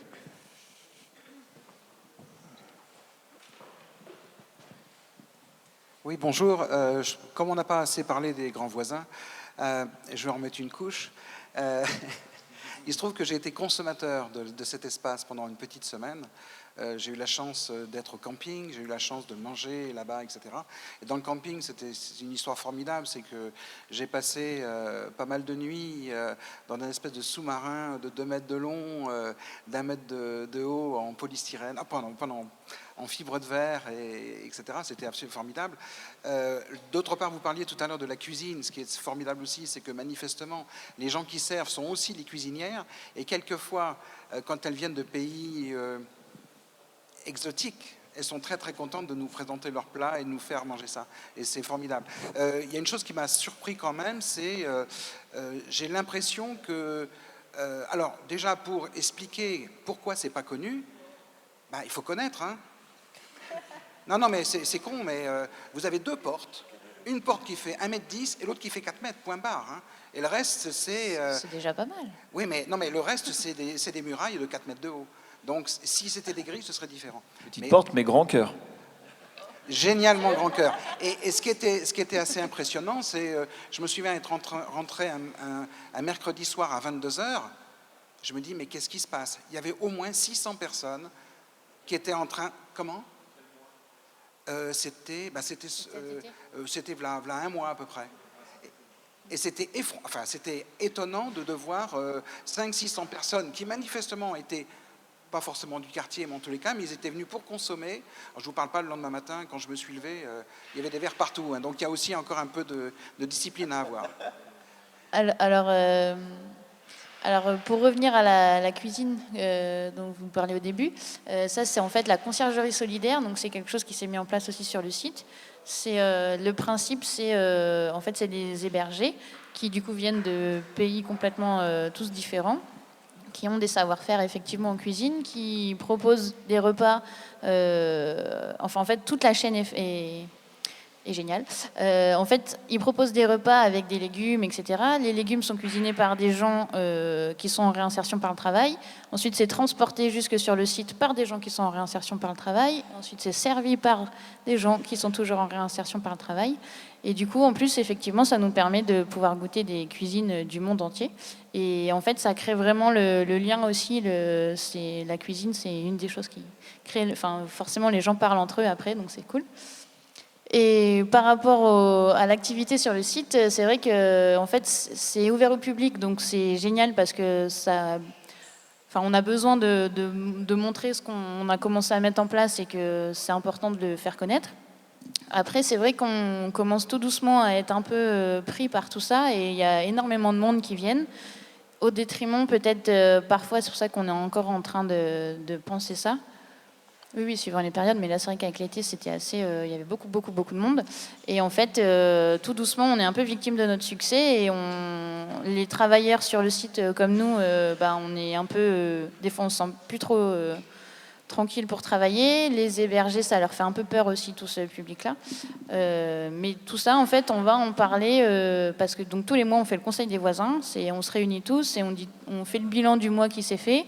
On voit ce qui a marché, ce qui n'a pas marché et on essaye de transformer pour le mois d'après ce qui n'a pas marché. Et donc ça, on a le jeudi, le conseil des voisins. Donc ça va être un des points qui sera dit. Oui, et encore, on est dans du test. Donc là, c'était le premier été. Donc nous, on a été assez surpris aussi, hein, parce que bon, on a fui le mois d'août, hein, comme les vrais Parisiens le font tout le temps, chaque année. Bon, du début du mois d'août qu'on a pu faire, on s'est dit, on fait bien de partir, parce que nous, en plus, on est dans une partie du site. Je suis peut-être un peu brusque, mais on est dans une partie du site où on est face à la deuxième buvette, par exemple. Donc il y avait effectivement des files de 40 personnes, 50 personnes. Et à Paris, ça va vite. Hein, dès qu'il y a un lieu qui ouvre à 3 hectares où on dit il n'y a pas une seule voiture, il y a des chats, un clocher et tous les jeux de la terre et une piste de pétanque maintenant, un petit terrain de pétanque. Donc c'est génial. Donc ça évite Paris-Plage et tous ces trucs-là. C'est un plus. Mais effectivement, à 16h, ils mettaient le DJ set et puis ça ferme à 11h, hein, 23h. Donc voilà, donc ça pose la question aussi, c'est important de savoir, bon c'est bien pour les héberger, ça leur fait de l'animation, donc ça il n'y a aucun problème, hein. Vous pouvez le voir dans le documentaire parce qu'on n'en a pas encore parlé en fait, moi je réalise un documentaire chaque mois de 15 minutes qui suit le projet mois par mois, l'idée c'est d'en faire un long métrage par la suite. Voilà. Et Bernard, donc ça... Vas-y. Pardon. Bernard, vous vouliez réagir? Non, peut-être une précision. Donc, vous avez parlé de cuisine du monde. Donc, c'est des migrants qui sont hébergés. Non, pas que.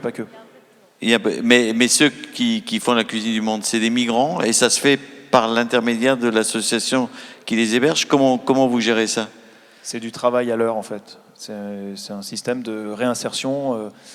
Au lieu de faire tout de suite un 35 heures, ils vont faire une heure. Et puis... c'est du travail en insertion. C'est déclaré comme travail en insertion. Oui. Non, mais parce que je posais la question un peu juridique, parce que très vite on rentre dans des problèmes assez compliqués sans rentrer dans le détail. Mais c'est déclaré en travail en insertion. Oui, c'est un dispositif qui s'appelle Premières Heures et en fait qui leur permet de faire 4-5 heures par semaine. Et c'est vraiment un dispositif qui est fait pour les réadapter tout doucement au monde du travail. Avec tout ce que ça comporte. Non, j'écoute ça avec intérêt parce que nous, on a un site où précisément on héberge, le site dont je parlais tout à l'heure, on héberge des familles de migrants. Et c'est vrai que quand on voit le potentiel qu'ont ces familles, ce qu'elles peuvent apporter comme richesse, on se dit c'est quand même idiot qu'il ne se passe rien dans la journée, quoi, qu'on ne puisse pas utiliser ce potentiel et cette richesse, quoi. Je ne connaissais pas ce dispositif. Ouais, l'idée, c'est pas de rendre les gens inutiles, en fait. C'est vraiment de redonner de l'utilité dans chaque personne. Et donc, on a aussi un truck shop qui est en train de se mettre en place. Donc, c'est vraiment une monnaie locale. Et ça permet effectivement de travailler avec des sans-papiers. Moi, pour le documentaire, par exemple, j'ai rencontré une personne qui s'appelle Maël, qui est sans-papier là depuis 5 ans. Et donc, on a créé des liens d'amitié. Et effectivement, se pose la question, quand on doit travailler avec ces personnes-là sur différents projets, comment on les rémunère et tout ça, et comment tout ça se met en place. Donc quand on a une monnaie interne, c'est plus facile. C'est légal, tout est légal, de toute façon sur ce site, il n'y a pas de souci. Je te coupe, on a une autre question ici. Je vais continuer le tour des questions. Merci. En fait, pour relancer un peu la deuxième heure, en fait, j'aimerais vous reposer la question un peu de la table, mais autrement. Après vous avoir entendu, justement, je dirais la ville de demain s'idéalise dans les tiers-lieux, mais se met de plus en plus en place dans des non-lieux, ni publics ni privés, ça devient dangereux. Je repense au Big Data, je vous invite à lire L'Omnu aussi récemment, ce livre qui nous explique cette société numérique très connectée. Et donc je trouve très intéressant ce qu'on a depuis tout à l'heure. Je serai au Grand Voisin enfin mardi matin, donc je vais enfin aller voir les Grands Voisins, je suis très content. Mais voilà, pour essayer de repousser un peu, et vous vous doutez bien que je veux vous entendre parler aussi de capital informationnel commun, de qui finalement tout ce qui se passe là, depuis quelques années, ces partages ou autres, on sait qu'aujourd'hui on va s'appeler des mériens, ça c'est version Bouygues Télécom, mais pourtant ils ont bien, Bouygues Immobilier, pourtant dedans ils ont bien mis Fab Lab, Coworking, etc. Donc comme je sais que vous n'êtes pas des gens naïfs, je le sens pas, est-ce qu'on peut passer sur cette deuxième partie maintenant de l'idéal de la ville de demain, avec la réalité également, avoir les pieds dans le purin, quoi.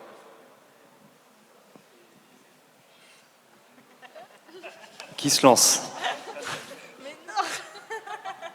Bon courage. C'est compliqué comme question. Oui, moi je suis naïve, je suis un peu bisounours. J'ai tendance à croire que le point de départ c'est l'éducation. Voilà. Pour moi, mon rôle à l'intérieur de ce système, je ne suis pas forcément à une échelle ou à un endroit où je peux modifier énormément de choses au niveau du big data et ce qui est en train d'être fait par les entreprises, etc. Par contre, moi, je peux sensibiliser à ne pas faire n'importe quoi avec ces données, à savoir ce qui se passe autour de nous. Déjà, il y a beaucoup de gens qui ne sont pas informés. Par exemple, cette année, on a eu tout un cycle autour de recentraliser Internet, on a fait venir la quadrature du net, il y a eu des ateliers sur comment faire d'auto-hébergement, enfin voilà, on a essayé de faire une sorte de montée en compétences et de sensibilisation autour de ces questions. On bosse avec les jeunes aussi autour des médias, enfin décoder les médias. Donc globalement, à l'échelle du Shadok, on essaye réellement d'être sur l'étape éducation, sensibilisation. Après, du fait d'être au sein de la ville, on a la chance de pouvoir être de temps en temps associé aux projets et aux questionnements que se pose la ville de l'intérieur sur quels services numériques innovants développer pour les citoyens, et du coup essayer aussi de poser les bonnes questions, parfois montrer des alternatives auxquelles les services n'ont pas toujours accès, pour les pousser vers des solutions peut-être plus douces à ce niveau-là. Et puis la dernière chose que je voulais dire à ce niveau, je ne sais plus si je me rappelle, pardon. Oui, voilà, c'est effectivement dans les projets qu'on accueille, on a effectivement des personnes qui viennent développer aussi un peu des alternatives, voilà, un peu détourner le système, j'ai envie de dire. Voilà. Benjamin, vous vouliez intervenir ? Oui, la préservation du patrimoine informationnel de demain, c'est un des axes majeurs sur lesquels OpenARA s'est construit, avec notamment l'Alterpun Kyoan Durio, qui est un des acteurs majeurs dans ce domaine. On peut aussi voir ça comme une forme d'aïkido, c'est-à-dire qu'il y a des grands changements de société qui sont en train de se faire, qui ne sont pas forcément en compatibilité avec nos valeurs. Parce que quand on y pense, en fait, le big data et toutes ces choses-là, ça a une raison d'être, ça a une raison d'exister, c'est qu'en ayant accès à énormément de données, on a aussi la capacité d'être mis en action, de savoir où c'est qu'on peut mettre la bonne énergie, pour des raisons de rentabilité, voilà, pour faire un gain économique, mais ça peut être aussi pour des gains de société scientifique et autres. Donc la question, c'est comment obtenir les avantages de ce big data, mais sans en avoir les inconvénients. Et là où des grosses multinationales peuvent se permettre de dire, bon, par exemple, pour la gestion de la santé sur tel territoire, on va utiliser cette solution, on va tout centraliser. Nous, de notre côté, on a une énorme diversité de solutions. Donc on a du mal encore à faire ces connexions pour pouvoir faire cette exploitation à grande échelle. Et l'une des forces majeures dans ce domaine, c'est l'open source, qui permet de dire chacun fait et utilise les données de la manière qu'il le souhaite, mais qu'on a une intercompatibilité. On a des organisations qui peuvent faire justement cette valorisation-là.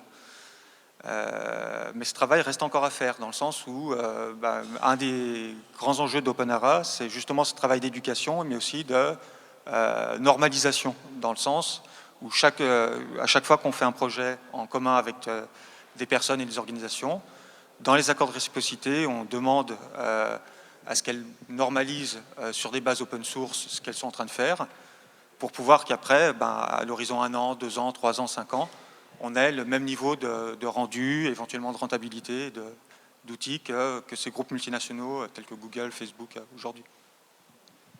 Une question ? Bonjour, 2 questions. Je suis toujours par 2, moi. La première, c'était par rapport aux gens qui travaillent à temps choisi. Enfin, je ne sais pas ceux qui ont choisi le temps. C'est pas beaucoup, 3 heures par semaine. Est-ce que la loi permet, intramuros ou même à l'extérieur, de se passer des gens, c'est-à-dire de se les prêter? Est-ce que quelqu'un peut travailler pour plusieurs associations, une dizaine, pour faire 35 heures dans la semaine? Est-ce que c'est des choses que vous faites? Est-ce que vous savez, si vous ne le faites pas, si ça existe? Ça, c'est la première question.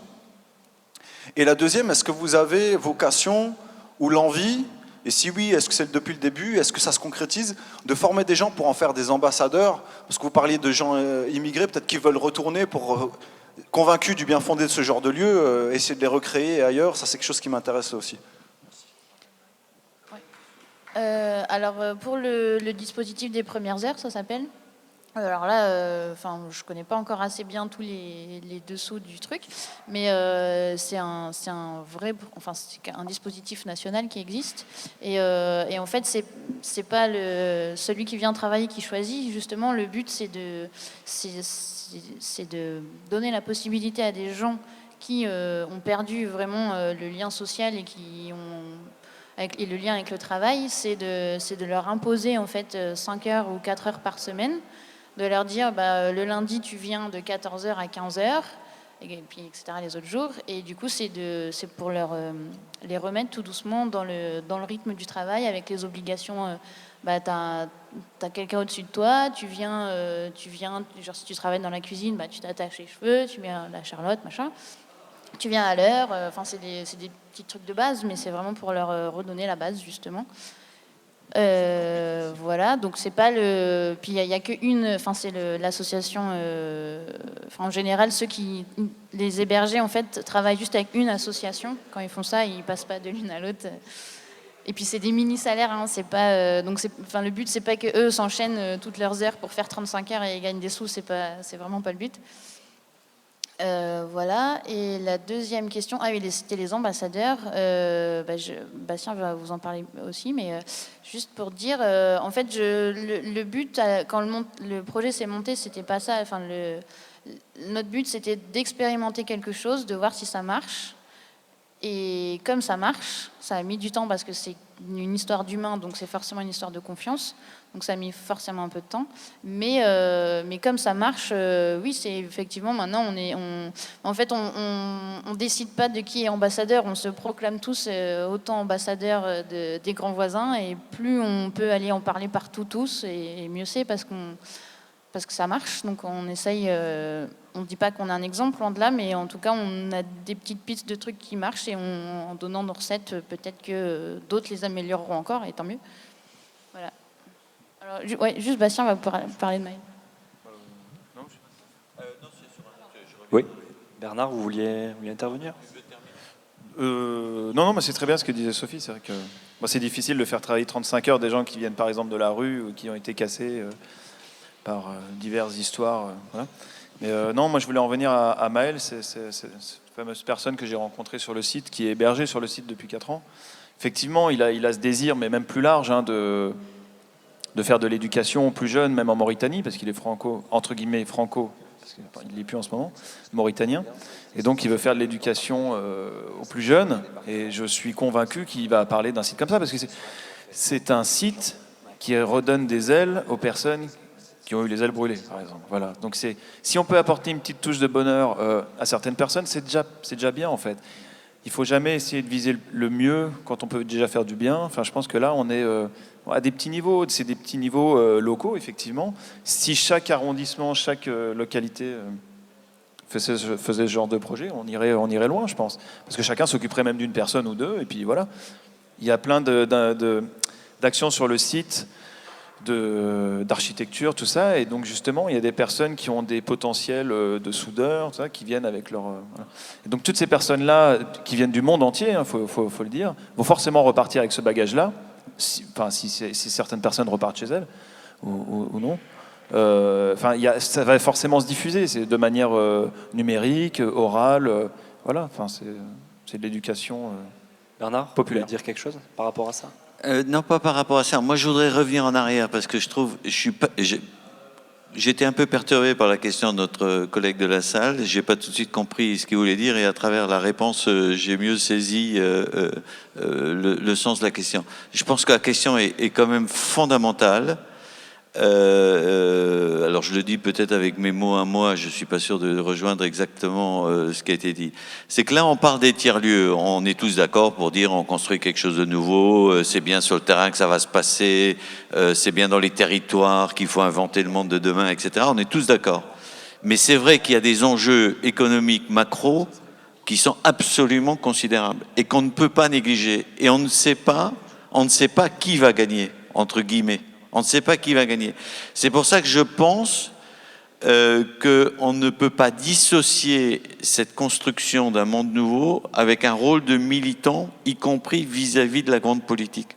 Et ça rejoint un peu ce qu'on disait tout à l'heure sur la politique. Je pense qu'il faut s'y intéresser de près parce que aujourd'hui, la régulation du numérique, la régulation du climat, c'est des enjeux absolument majeurs et on ne peut pas se désintéresser de ces questions. C'est-à-dire qu'on ne peut pas faire comme si il y avait deux mondes qui coexistaient là, parce que sinon, il risque d'y avoir des décisions macroéconomiques qui vont ralentir l'émergence de ce monde de demain qu'on veut plus inclusif, qui protège mieux l'environnement, etc. Ça, j'en suis. Donc je veux dire, c'est une autre façon d'aborder la question politique qu'on a abordée tout à l'heure, en disant si il y a des enjeux économiques majeurs. Moi, j'ai juste une question, en Oui. fait. Est-ce que c'est pas une course entre, justement, qui va gagner? Est-ce qu'on va réussir suffisamment à convaincre suffisamment de monde pour qu'il y ait une résistance au moment où ça va redescendre? Enfin, c'est une question ouverte, hein, mais... J'ai deux questions dans le public. Ouais, justement, si on se dit que le tiers-lieu, c'est un lieu où se réinvente une part de démocratie, moi, je pense qu'il y a un enjeu majeur, c'est un enjeu de communication avec le grand public. Je vais juste prendre, c'est pas une critique, hein, je voudrais surtout pas que les organisateurs le prennent, mais et à chaque fois, il faut que je me retourne vers le titre Futuroclatch, parce que j'arrive pas à le retenir. C'est très créatif comme nom, mais ça s'adresse à un milieu qui est quand même assez concerné. J'ai peur que le tiers-lieu, déjà la notion de tiers-lieu, c'est connu par qui? C'est qu'on crée un langage, une manière d'être ensemble, que nous on partage, mais que le grand public ne partage pas forcément. Donc je dis que là, il y a peut-être un danger. Si on veut toucher le citoyen lambda, attention à ce que le tiers-lieu ne se referme pas sur ces petites pratiques, par son jargon, ouais. Et pour revenir un peu sur ce que disait Jean-Michel Herbillon, c'est qu'à un moment donné, ce qui nous intéresse tous, c'est que ça parte du citoyen, quoi, et que l'action revienne du citoyen, parce que autant moi je crois aux politiques territoriales, je pense que si les tiers-lieux existent, c'est parce qu'il y a des politiques au niveau local qui font des choses, mais désespérément nos politiques nationaux, enfin en tout cas par rapport à ce qui se passe au niveau des présidentielles, j'ai pas envie de les attendre, hein. Moi j'ai envie de bosser, j'ai envie d'agir, et je pense qu'il y a vraiment un enjeu pour les tiers-lieux de attention à être bien ouvert sur le grand public, j'ose ce mot. Oui, Jean-Michel. Alors, moi, ce que j'aurais envie de dire, c'est que dans toutes les démarches, à partir du moment où elles sont construites de façon ouverte, on gagne. Ça, c'est la première chose. Moi, j'ai une bonne nouvelle à vous annoncer. C'est qu'il y avait une question, une interrogation sur qui va gagner. Moi, je sais qui va gagner. C'est nous. Qui est d'accord avec ça? C'est nous qu'on va gagner, comme dirait Fakir. Et c'est qui nous? C'est ça la question. Et alors, je vais vous apporter ma réponse. Et la réponse, c'est que je pense que c'est les gens ordinaires, simples citoyens du monde qui vont gagner, parce que c'est là que va se faire le bousculement, j'allais dire le bousculement, mais surtout les conditions du basculement. Moi, je suis convaincu qu'il n'y a rien à attendre d'en haut. Je ne sais pas s'il y a encore des gens qui attendent quelque chose ici dans la salle d'en haut, mais c'est bien la façon dont on va bousculer les lignes par le simple acte citoyen. La fondatrice des Incroyables Comestibles en Angleterre, elle parle du pouvoir des petites actions. Mais quand vous reliez la conscience qui se trouve derrière les petites actions, alors oui, ça devient un pouvoir qui peut être phénoménal. Ce que je remarque, c'est que l'agriculture urbaine, pour ce qui est de notre sujet, est en train de devenir un véritable phénomène de société, première chose. La deuxième chose, c'est que les élus locaux, jusqu'à peu, ne s'étaient absolument pas emparés du thème de l'agriculture, surtout du thème de l'alimentation. Aujourd'hui, les Incroyables Comestibles, nous avons amené le sujet de l'autosuffisance alimentaire dans le débat public. Il est encore en train de prendre racine. Et c'est nos bacs, c'est les 20 jardins partagés de l'équipe Incroyables Comestibles Metz, là, ces jardins que vous avez construits partout. C'est ça qui rayonne cette nouvelle réalité. Donc en réalité, moi, je suis extrêmement confiant. Et j'ai toujours en tête, quand j'interviens quelque part, cette image d'un certain Edgar Morin, 94 ans aujourd'hui. Bon, tout le monde connaît Edgar Morin, et vous le voyez dans le film Au nom de la terre, qui est le film qui a été réalisé sur Pierre Rabhi. Alors, il est très intéressant ce film, il montre l'action et l'engagement d'un seul homme qui par ailleurs n'a pas compté ses troupes pendant une grosse partie de sa vie, parce que s'il s'était retourné pour voir qui le suit au moment où il ensemençait, alors peut-être il se serait dit je vais m'arrêter tout de suite. Aujourd'hui, c'est devenu une superstar. Si vous l'avez aujourd'hui dans la salle, c'est pas 100 personnes ou 150 personnes qui sont dans la salle, c'est 1000 ou 2000. Vous voyez, quelquefois, quand on fait sa part sans trop se compter, alors ça peut provoquer juste des petites révolutions. D'accord ? Alors, moi, j'ai envie de croire à ça, et j'ai envie de croire qu'on ne va pas jouer à armes égales avec ce monde, avec toute cette prédation-là qui est autour de nous et qui est en train de nous vendre la soupe d'une autre réalité, de leur réalité. Mais on est bien plus fort que ça. Et je reviens à Edgar Morin. Et dans le film, vous le voyez à un moment donné, qui vous raconte comment la réalité de 1939 est absolument terrible. Mais en 1945, c'est-à-dire 6 ans après, c'est-à-dire rien à l'échelle de l'histoire, cette réalité a été complètement balayée. D'accord ? Et ce que je me souviens de ce film et de son expression, c'est vous voyez Edgar Morin quand même comme ça, très très vigoureux, il le dit 2 fois, il dit « Ce monde qui semble stable et solide va s'effondrer ». Je vous le dis, mesdames et messieurs, ce monde qui semble stable et solide va s'effondrer. Voilà, parce que ça a toujours été comme ça dans l'histoire, parce qu'il y a des forces de conscience, il y a des forces de la créativité, mais plus que ça, des forces de la conscience qui sont à l'œuvre et qui tracent les galeries. Et à un moment donné, on change de réalité. Et je crois que nous sommes toutes et tous les cellules imaginales de ce nouveau monde. Et quand on relie dans des sillons de conscience l'ensemble de nos petites actions, alors ça crée les conditions d'un d'un basculement. C'est pour ça que je dis, on va gagner.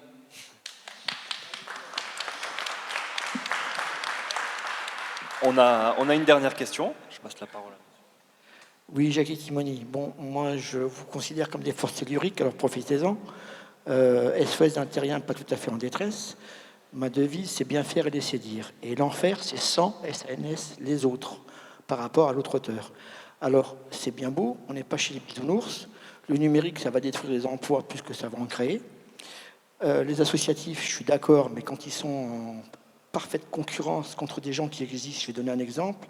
J'avais un confiturier, un ami, qui faisait du bien, qui prenait des gens, qui remettait dans le droit chemin, qui s'est trouvé en face d'une association qui avait des fruits gratuits et des prix hors concurrence. Il est mort.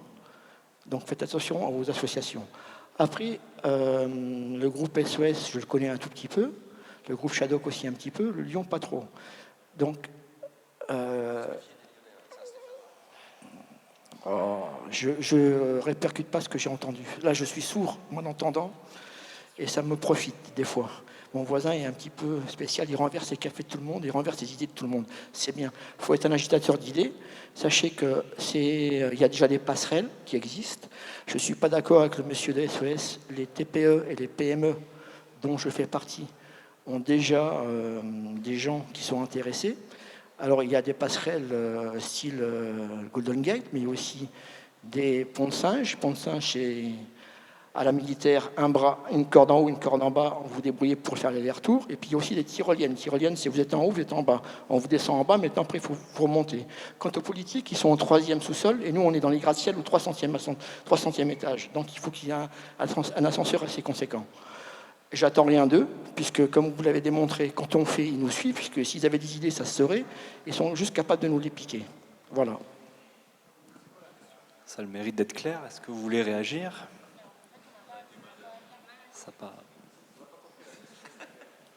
Est-ce que vous voulez repréciser votre question, monsieur ? Ils en veulent une deuxième. Alors je vais vous rhabiller pour l'hiver. Là, j'ai fait l'automne, on va faire l'hiver. C'est les soldes de printemps, profitez-en, c'est gratuit, 0 €. Moi, des gens comme vous, c'est des décideurs et vous êtes des agitateurs d'idées. Et vous êtes des forces telluriques. Alors vous savez, les bâtiments, ils peuvent être bien construits, avec des chars. Vous êtes des micro-missiles qui arriveront à dézinguer des chars que vous avez, des politiques, des forces qui... Il ne faut pas croire que même dans les très grosses sociétés, ils ne vous écoutent pas. Ils sont en train de regarder ce que vous faites. Je prends l'exemple des banques. On m'a ri au nez quand on a fait ça s'appelait avant la tontine. Maintenant, c'est le financement participatif. Maintenant, ils s'aperçoivent que quand vous leur demandez 100 €, il faut venir avec 75 €. À ce moment-là, on demande 25 €. Et ils s'aperçoivent qu'ils n'ont plus ces clients-là, puisque nous, on fait un tour de table, où il y a Uniland, il y a Kiss Bang Bang, il y en a d'autres. C'est tous des gens qui perdent. Donc maintenant, ils s'aperçoivent qu'ils ne nous snobent plus. Je ne méprise pas, je ne sous-estime pas mes adversaires et je ne me surestime pas. Et donc, je vous dis bravo. Merci. Benjamin, Oui, ce que vous avez mentionné sur la concurrence entre associations et entreprises, c'est vrai qu'on a très souvent autour des tiers-lieux ce genre de problème, le statut de bénévole, salarié, entrepreneur, auto-entrepreneur, pour le profit, sans profit, mais sans profit, ça va bien jusqu'à un certain moment, il faut quand même bien vivre. Et un des grands chantiers, à mon avis, qui a déjà été entamé à travers les coopératives, c'est la réforme juridique. C'est que les outils juridiques et financiers qu'on a aujourd'hui ne sont tout simplement pas compatibles avec le monde qu'on veut construire. C'est une trop grande complexité. c'est le grand enjeu des prochaines années sur le développement de tous ces lieux et de ces nouveaux espaces de réflexion.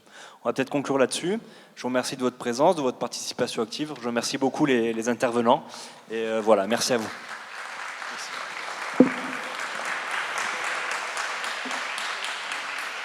Je vous invite à rester avec nous. On a une autre table ronde à 16h, la dernière, très intéressante aussi, sur les tiers-lieux, des lieux toujours en mouvement, en perpétuel développement. On aura beaucoup de directeurs de tiers-lieux, le 104 de Paris, la Friche Label de Ben Marseille, le projet complètement fou de Darwin à Bordeaux. Donc voilà, surtout restez avec nous à 16h, ça va être encore très intéressant pendant 2 heures. Merci à vous.